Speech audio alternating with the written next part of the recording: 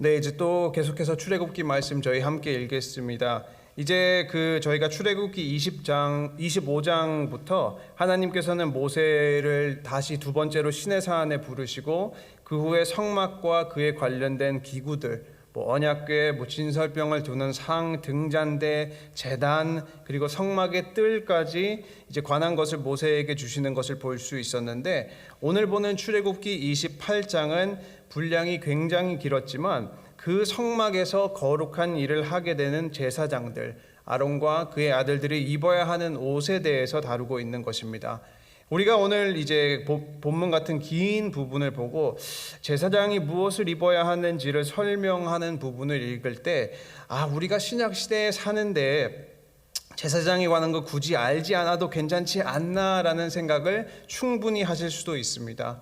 왜냐하면 사실 생각을 해보면은 제사장이 입는 옷이 어떠한 실로 만들어졌는지, 그리고 예를 들어서 우리가 앞에 있는 흉패가 어떠한 보석으로 되어 있는지를 모른다고 해서 우리가 구원을 받지 못하는 것은 아닙니다.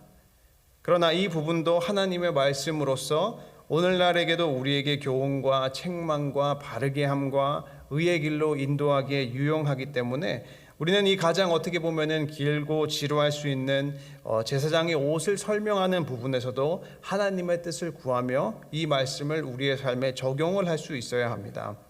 사실 오늘 이 본문, 이 출애굽기 28장에 관한 부분은 우리에게도 굉장히 중요합니다. 왜냐하면 성경은 예수 그리스도를 통해서 하나님을 믿는 모든 자들을, 그러니까 저도 그렇고 우리 성도님들도 마찬가지로 예수 그리스도를 통해서 하나님을 믿는 모든 자들을 거룩한 제사장, 왕 같은 제사장이라고 가르치고 있기 때문입니다. 우리 그리스도 안에 있는 속한 모든 만인은 제사장이라는 것입니다. 우리가 이제 성막을 보면서 알 수 있었듯이 구약의 성막, 그리고 성소와 지성소는 제사장만이 들어갈 수 있었고, 가장 거룩했던 지성소는 오직 대제사장만이 1년에 딱 한 번 들어갈 수 있었습니다. 그러나 예수님의 십자가 사건 이후 예수 그리스도의 희생으로 성소와 지성소를 나뉘고 있던 휘장이 갈라지고 더 이상 제사장이 필요가 없게 된 것입니다. 그렇기 때문에 그리스도를 통해서 이제는 누구든지 하나님께 나아갈 수 있게 됐습니다. 그렇기에 베드로전서는 오늘날 성도를 이렇게 표현합니다. 너희도 산 돌같이 신령한 집으로 세워지고 예수 그리스도로 말미암아 하나님이 기쁘게 받으실 신령한 제사를 드릴 거룩한 제사장이 될지라. 그리고 9절로 넘어가면 또 이렇게 되어 있습니다. 그러나 너희는 택하신 족속이요 왕 같은 제사장들이요 거룩한 나라요 그의 소유가 된 백성이니. 그러니까 그리스도를 통해서 모든 성도는 거룩한 제사장이라는 특권이 주어진 것입니다. 그러니까 구약에서는 오직 이제 제사장만이 하나님께 나아갈 수 있었지만, 오늘날 우리는 예수 그리스도를 힘입어 직접 하나님을 섬기고 우리의 예배를, 그러니까 우리가 신령과 진정을 다해서 하나님께 예배를 드림으로써 우리는 왕 같은 제사장의 역할을 하는 것이고, 하나님은 우리의 예배를 기뻐 받으신다는 것입니다. 그렇기 때문에 우리 모든 성도님들은 하나님께 택함을 받으신 왕 같은 제사장이십니다. 하나님께서 우리를 제사장으로 택하시고 성령님께서 거하시는 우리의 몸을 통해서 우리의 말과 우리의 행동으로 하나님께 신령과 진정으로 예배를 드릴 때 우리도 구약에 있었던 제사장이 했던 역할을 오늘날 이루게 되는 것입니다. 그렇기 때문에 오늘 출애굽기 28장에서는 어떻게 보면은 성도가 오늘날 입어야 하는 영적인 옷에 대해서 가르치고 있는 것입니다. 그렇기 때문에 굉장히 중요합니다. 간략하게 함께 보도록 하겠습니다. 먼저 1절하고 2절. 너는 이스라엘 자손 중 내 형 아론과 그의 아들들 곧 아론과 아론의 아들들 나답과 아비우와 엘르아살과 이다말을 그와 함께 내게로 나오게 하여 나를 섬기는 제사장 직분을 행하게 하되 내 형 아론을 위하여 거룩한 옷을 지어 영화롭고 아름답게 할지니. 첫 번째로 하나님께서는 먼저 성막을 섬길 사람들을 선택을 하시는 것을, 그러니까 제정하시는 것을 봅니다. 그런데 하나님께서는 이 제사장을 세울 때 자격시험을 치르거나 능력이 있거나 또는 믿음의 열정이 있는 사람들을 세우시지 아니하셨고, 그저 하나님의 택하심으로, 그저 하나님의 주권적인 은혜로 인해서 거룩한 제사장이 되었다는 것을 우리가 먼저 볼 수 있습니다. 하나님께서는 이들에게 인간적인 조건을 묻지 않으셨고 본문을 어디를 보아도 그들이 잘나고 능력이 있었기 때문에 세워라고 하신 것은 절대로 찾아볼 수가 없습니다. 오직 하나님의 은혜로 택하심을 받은 것입니다. 이와 같이 우리도 왕같은 제사장으로서 하나님으로부터 택하심을 받고 부르심을 받은 것도 내가 잘나고 구원을 받을 만하고 택함을 받을 만한 어떤 능력이 있어서가 아니라 전적인 하나님의 선택과 은혜가 있었다는 것을 생각을 해볼 수 있는 것입니다. 하나님의 은혜로 아론과 아론의 자손을 택하시고 거룩한 옷을 통해서 영화롭고 아름다게 할지니 라고 말씀하셨는데, 우리도 마찬가지로 하나님의 위에 거룩히 구별된 제사장은 또 오늘 보는 것처럼 그 복장에서부터까지 하나님의 영광을 드러내야 하는 것입니다. 이제 4절을 보면은 이렇게 되어 있습니다. 그들이 지을 옷은 이러하니 곧 흉패와 에봇과 겉옷과 반포 속옷과 관과 띠라. 그들이 내 형 아론과 그 아들들을 위하여 거룩한 옷을 지어 아론이 내게 제사장 직분을 행하게 하라. 이제 오늘 제사장이 입는 옷에 관해서는 도저히 이제 화면으로 PPT 이제 화면으로 볼 수 없는 세밀한 부분이 있기 때문에 오늘 이제 특별히 전도사님께서 수고해 주셔서 인쇄물을 전달해 주셨는데, 요거를 함께 이제 첨조를 하면서 저희가 함께 보겠습니다.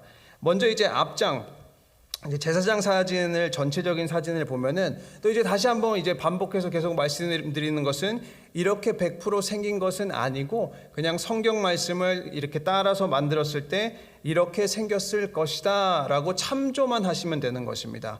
먼저 이제 전체적인 사진을 한번 보시면은 흉패는 사진 앞 가슴 쪽에 있는 보석들입니다.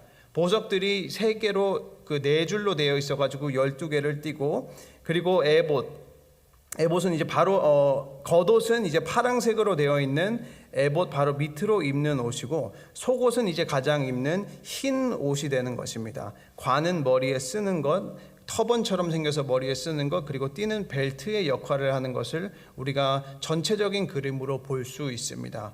다시 말씀을 보면은 6절하고 7절에 보면은 이렇게 되어 있습니다. 그들이 금실과 청색, 자색, 홍색 실과 가늘게 꼰 배실로 정교하게 짜서 에봇을 짓되 그것을 어깨바지 둘을 달아 그 두 끝을 이어지게 하고. 하나님께서 가장 처음으로 만들도록 하시는 것은 에봇입니다. 이제 에봇은 청색, 자색, 홍색 배실이 어우러져서 만들어졌고, 가장 쉽게 표현하자면은 이 제사장 사진의 알록달록한 그 부분, 앞치마같이 생긴 부분이 에봇인데, 이 에봇은 지금 단순히 화려하게 보이려고 해서 다양한 색깔의 실을 가지고 만든 것이 아니라 성소에서 사용된 색깔과 똑같습니다. 휘장과 막에 사용된 색깔이 똑같은 거예요. 그러니까 하나님께서 거하시는 전에 일을 하는 제사장들도 똑같은 색을 입음으로써 특별히 구별되어야 한다는 것을 상징하고 있는 것입니다. 이 에봇은 이 앞치마 부분인데, 이 에봇에서 우리가 가장 중요하게 볼 수 있는 것은 이 어깨에 있는 부분입니다. 어깨에는 이 9절 10절에서는 이 어깨에 관해서 이렇게 기록하고 있습니다. 호마노 2개를 가져다가 그 위에 이스라엘 아들들의 이름을 새기되 그들의 나이대로 6 이름을 한 보석에 나머지 6 이름은 다른 보석에 새기라. 그러니까 사진에 나와 있는 것처럼 에봇 위 어깨 쪽을 보시면은 그 제사장의 어깨에 사이드로 어깨에 보석이 박혀져 있는 것을 보실 수 있는데, 그런데 이 호마노에는 이스라엘의 12 아들들의 이름이 12지파의 이름이 새겨져 있었다는 것입니다. 한쪽에는 6개, 또 다른 쪽에는 6개. 그러니까 이 뜻은 아론이 이 옷을 입고 성막에서 하나님의 일을 하며 이스라엘을 위하여 하나님께 제사를 드릴 때 12지파의 이름들을 그의 어깨에 지고 항상 일을 했다는 것입니다.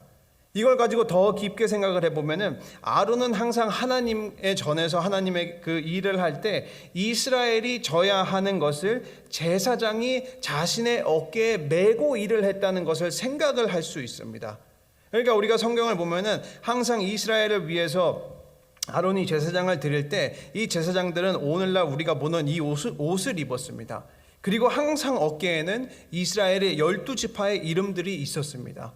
그러니까 아론이 하나님께 대표해서 하나님께 제사를 드릴 때 항상 어깨에는 이스라엘을 짊어지고 그러니까 이 한 사람의 제사로 인해서 어깨에 짊어진 이스라엘 백성들의 죄가 속죄될 수 있다는 것을 표현하는 것입니다.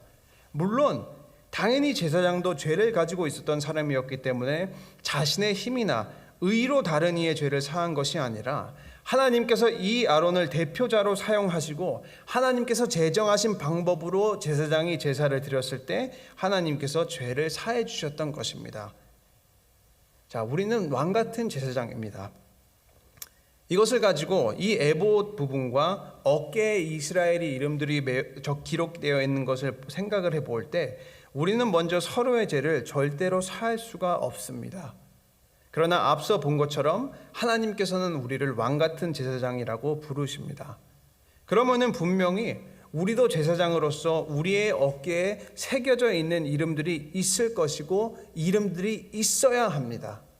그 이름들은 우리 그리스도 안에 있는 형제 자매이고 우리 한 교회, 친구 교회 안에 있는 지체들입니다. 우리는 남의 죄를 절대로 사할 수는 없습니다. 그러나 우리는 오늘날 왕 같은 제사장으로서 서로를 위해서 중보하고 서로를 위해서 희생하고 서로의 허물을 덮어줄 수는 있습니다. 그것이 오늘날 우리가 제사장으로서 어깨에 이름을 매는 것입니다.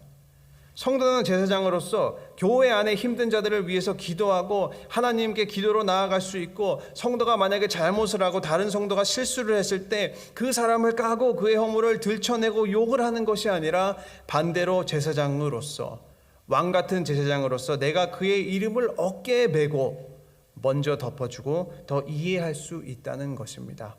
그것이 오늘날 우리의 어깨에 이름을 매는 것입니다. 그러면 우리 사랑하는 친구교회 성도님들은 우리 주변 성도님들의 이름을 어깨에 많이 메고 계십니까? 많이 메셔야죠.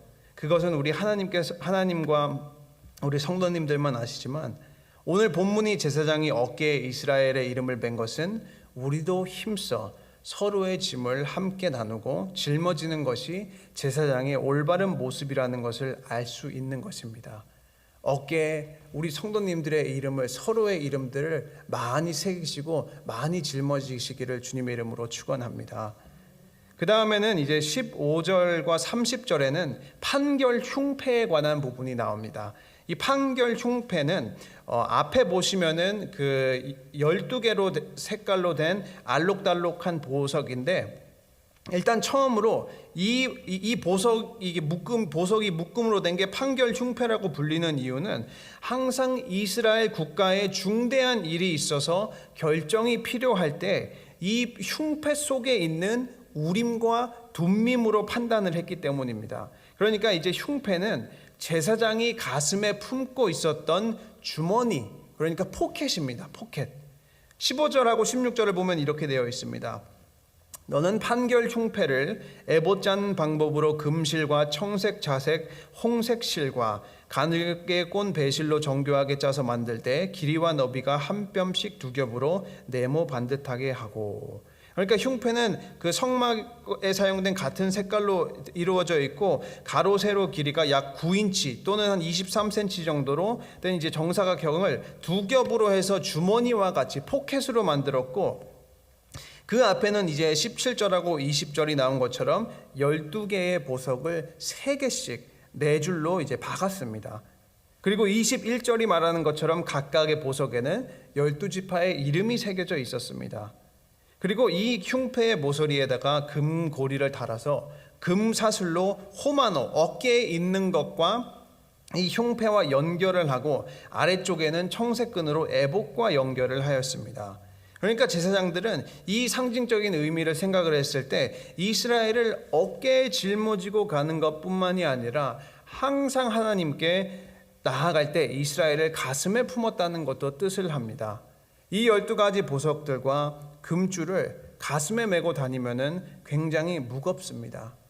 어떻게 보면은 제사장이라는 직분이 감당해야 하는 책임을 말하기도 합니다.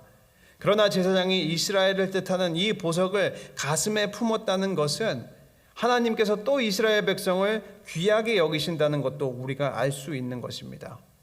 왜냐하면 대제사장은 분명히 이스라엘을 하나님 그 앞에서 중보하기 위해서 무거운 부담을 갖지만, 그 보석을 가슴에 매야 하는 부담을 갖지만, 그렇다고 백성들을 무거운 짐으로 여기지는 않았기 때문입니다. 왜냐하면 하나님께서는 자기 백성을 존귀하게 여기시고 제사장을 통해서 죄를 속죄할 수 있는 통로를 마련해 주시고, 구약에서는 마련해 주시고, 또 신약에서는 예수님께서 우리의 모든 죄를 짊어지시고 십자가에 달리셨을 때 예수님의 마음에는 우리를 향한 사랑과 기쁨을 품고 계셨기 때문입니다. 제사장은 항상 판결 흉패를, 12지파를 상징하는 흉패를 가슴에 메고 사역을 했습니다. 그러면 우리도 그리스도를 통해서 제사장이 된 것처럼 우리 주변 성도님들을 어깨에 짊어지는 것이 아니라, 짐을 덜어주시는 것뿐만이 아니라 많이 가슴으로 품을 수 있어야 한다는 것을 우리가 볼 수 있는 것입니다.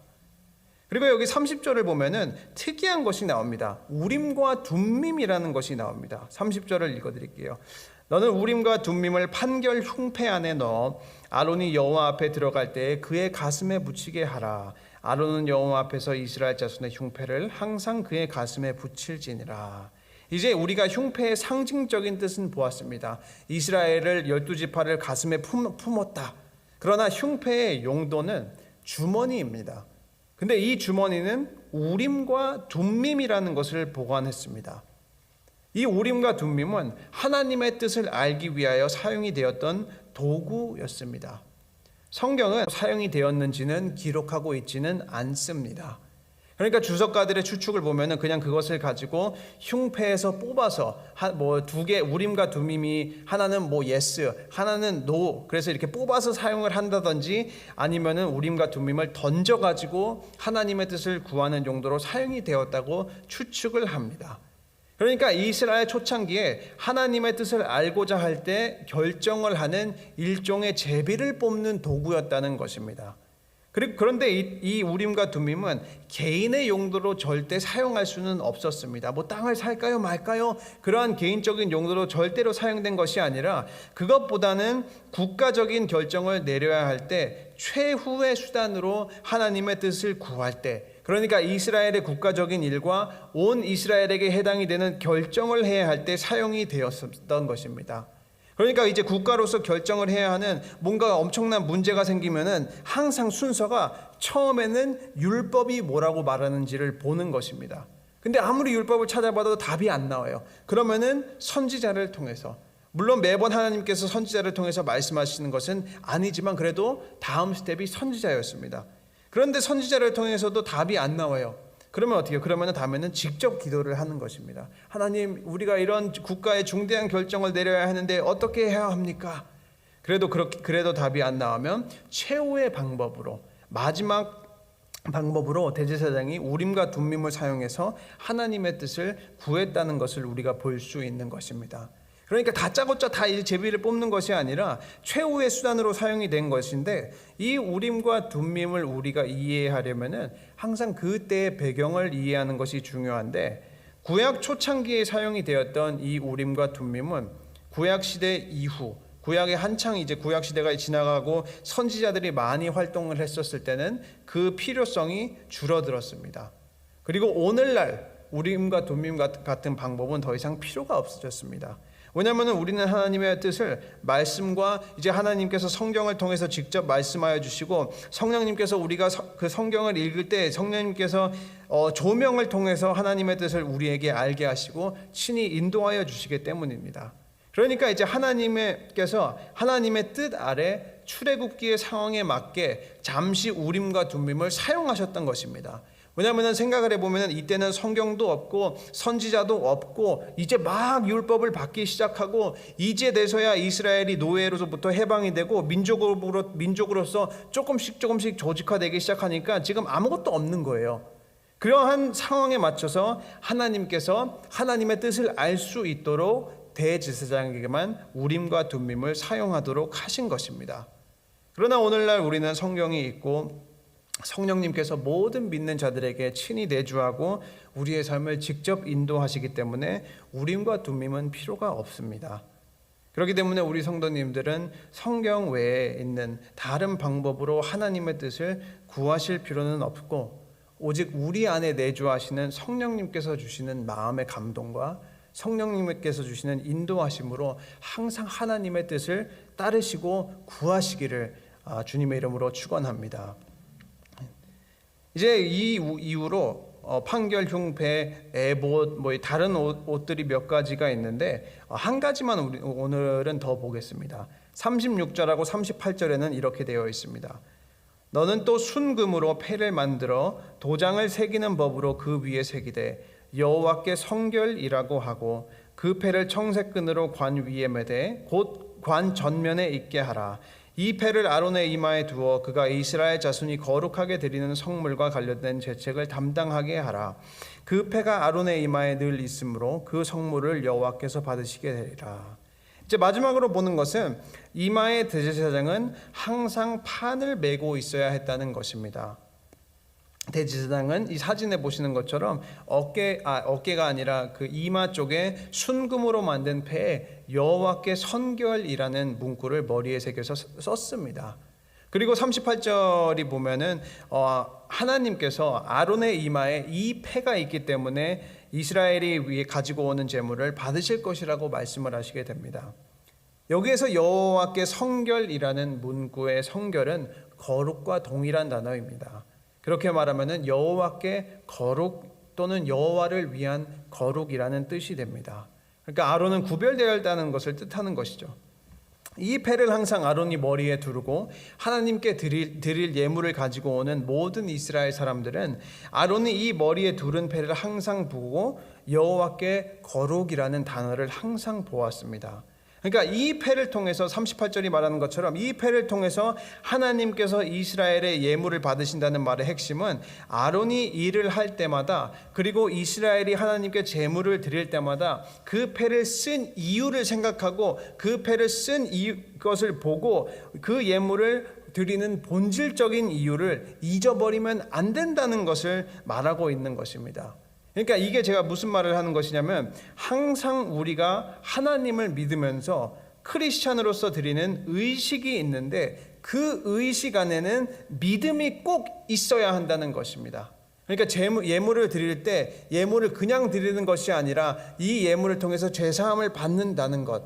다른 하나로 예를 들자면은 우리가 이제 한 달에 한 번씩 성찬식을 나누는데 어떠한 사람이 만약에 성찬을 가지고 이것은 그리스도를 기념하는 것이 아니고 그리스도의 희생으로 인해서 맺어진 새 언약을 기억하는 것이 아니라 그냥 우리가 과자하고 포도주를 마시는 거구나 라고 생각을 하면은 그것은 성찬이 아니라 그냥 과자와 주스를 먹는 거와 다를 게 없다는 것입니다.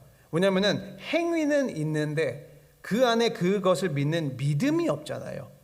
또 하나 예를 들자면은 세례를 받는다고 쳤을 때 원래 세례의 뜻은 내가 그리스도를 구주라 시인하고 예수님께서 나의 영혼을 죄에서 구원해 주시고 이제는 내가 거룩한 삶을 살겠다.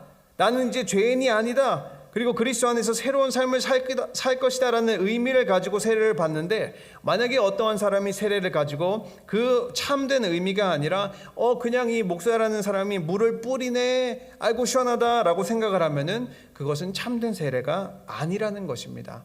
무슨 말씀인지 아시겠죠? 행동은 있는데 표면적인 행동은 있는데 그것을 믿는 마음이 없다는 것입니다. 그러니까 이것을 가지고 다시 말씀으로 돌아와서 이 머리의 판은 이스라엘이 하나님께 제사를 드리러 성막 앞에 나오고 제사장 앞에 나올 때 항상 여호와께 성결이라는 문구를 보고 내가 오늘날 왜 지금 이 제물을 가지고 왔는지를 기억해야 한다는 것입니다. 그러니까 이 제물을 드린다는 것이 제사장이 제단에서 하는 불쇼를 보고 그 다음에 맛있는 고기를 먹는 것이 아니라 그 행위 안에 있는 믿음, 이 동물이 죽음으로써 내가 사는구나, 내가 오늘날 이 제물을 하나님께 드림으로써 하나님께 나아갈 수 있는 것이구나 라는 것을 기억하기 위해서, 그죠? 그 믿음의 본질을 기억하기 위해서 항상 하나님께 거룩이라는 문구를 본 것입니다. 나 같은 죄인이 할 수 없는 일을 나의 죄를 대신에 이 동물이 또 제사장이 책임을 지고 하나님께서 제사를 드리는구나. 그리고 제사장은 항상 자신의 머리에 여호와께 거룩이라는 것을 통해서 책임을 지고 하나님의 일을 할 때 거룩하게 자신의 직분에 임했다는 것입니다. 그게 이 판의 중요성입니다. 행위는 있는데 마음이 없는 것을 방지하는 것입니다. 항상 무언가를 할 때, 우리가 예배를 드릴 때라도, 우리가 성찬식에 참여할 때라도, 크리스찬으로서 모든 일을 할 때 그것을 하는 본질적인 이유, 그 마음, 하나님께 감사드리려는 마음, 오늘 새벽 기도 시간에 나오셔서 말씀을 듣고 그 하나님의 말씀을 갈망을 하고 그의 말씀대로 따르려고 하는 그 본질적인 마음, 항상 그 마음이 있어야 한다는 것을 오늘 패를 통해서 볼 수 있는 것입니다. 또 오늘도 설교를 마무리 짓고 우리 성도님들 또 이제 새 하루를 사실 때 항상 하나님을 사랑하는 이 본질적인 마음을 절대로 잃어버리시지 마시고, 우리가 왜 신앙생활을 하는지, 왜 오늘 이 시간 예배를 드리고 있는지, 기도를 하고 있는지, 이 가장 중요한 본질적인 이유, 그리스도를 통해서 우리에게 주신 구원, 이것을 항상 놓치지 마시고 항상 이것에 감사와 감격이 넘치시면서, 또 우리 서로 성도님들 어깨에 많이 메시고 가슴에 많이 품으셔서 함께 성장하는 우리 귀한 공동체가 되시기를 주님의 이름으로 축원합니다. 기도하겠습니다. 사랑의 하나님, 감사합니다. 주님, 우리가 귀한 말씀을 통해서 오늘도 생각해 보는 것은 하나님께서는 모든 성도들을, 모든 그리스도를 구별하시는 자들을 왕같은 제사장으로 불러주신 것입니다. 주님, 우리가 제사장으로서 항상 서로를 우리의 어깨에 짊어지고 서로를 항상 우리의 가슴에 품으며 하나님께서 주신 역할을 잘 감당할 수 있도록 도와주시옵소서. 항상 우리의 모든 성도님, 우리의 머리에 여호와께 성결이라는 패를 두르며 우리 자신도 거룩한 삶을 살고, 또 우리의 삶의 모습을 통해서 다른 이들도 하나님을 믿을 수 있는 복된 통로로 우리 모든 성도님들을 사용하여 주시옵소서. 주님, 그냥 표면적인 행동만이 아니라 항상 마음의 그 가장 중요한 본질, 예수 그리스도께서 우리에게 주신 구원을 항상 기억하며 감격할 수 있는 복된 친구교회 성도님들이 될 수 있도록 도와주시옵소서. 주님, 특별히 기도하고 간구하는 것은 몸과 마음이 편찮으신 환우들과 또 이창근 집사님을 위해서 기도합니다.